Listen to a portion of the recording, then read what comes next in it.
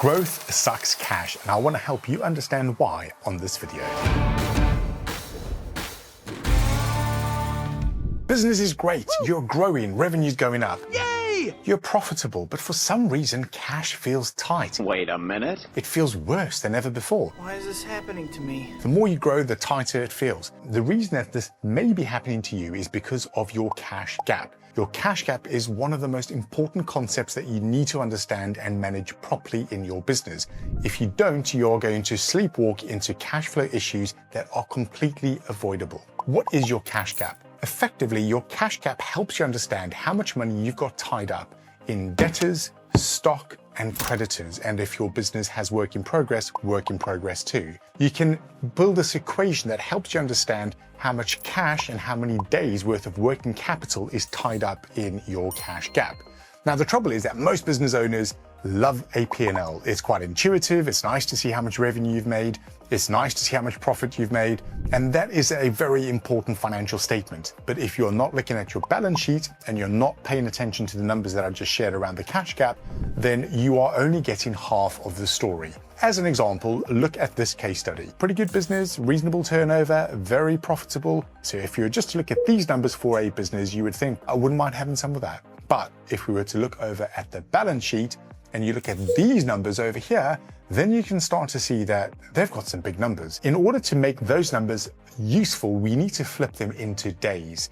So looking at this, you can see that their 1.8 million in debtors translates into a debtors days figure of 98. What that means is it takes this business on average 98 days to get paid. Now that does sound pretty high. Next is stock days. So if we were to look at their stock figure of 1.7 million, what that translates into is 163 days worth of stock. So this business, in theory, wouldn't have to buy stock for 163 days in order to service their turnover. Again, that is quite a lot. And then we've also got creditors days. So creditors days is about the speed at which you pay your suppliers. So this business has got 750,000 in trade creditors. Translate that into creditors days, and on average, they are paying their suppliers on 68 days.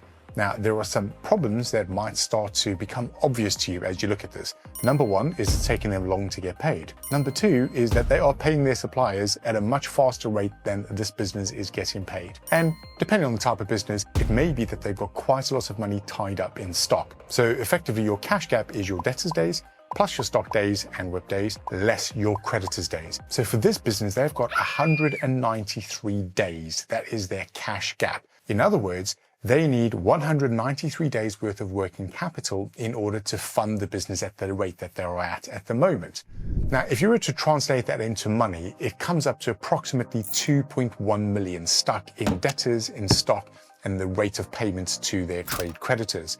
That is an important number. Why does growth suck cash? Well, because if you have high numbers, which is the case in this example, any growth amplifies those weaknesses. It creates an extra cash burden that you're probably not thinking about, not anticipating, and not planning for. And most businesses focus on the P&L like I shared before, and they don't look at these numbers and they don't understand what these numbers are likely to mean for their business as they grow. So if this business was to grow by just 20%, the cash tied up in their 193 days, the 193 days would stay the same, but what would be stuck in that is instead of having 2.1 million pounds, you would have 2.5 million pounds worth of working capital stuck in these areas. The trouble is that most businesses, they don't plan for this, they don't understand these figures, and they grow, and that is why they feel the pinch. Growth sucks cash because your cash gap is incredibly important, and if there are weaknesses in your cash gap, you're going to amplify those weaknesses as you grow. On top of that, of course, growing businesses need more people, so your overheads go up. But if you've got this horrible combination of your overheads going up and you've got your cash gap going up, especially if you aren't managing and understanding these things properly, cash is going to feel awfully tight awfully quickly. What this means for you is you need to get your head around your cash gap. You need to understand your cash gap and monitor it religiously every single month. It means that your management team really need to understand these figures, and they need to understand how each function can contribute positively and negatively to these figures. And you need to be very, very clear on how you're going to reduce your cash gap so that as your business grows, you build cash instead of having to get loads and loads of extra finance, instead of having to constrain growth because you're just not coping. and instead of having sleepless nights. Your cash gap is one of the most important concepts in your business, and you absolutely need to understand it. See you next time on Mind Your Own Business.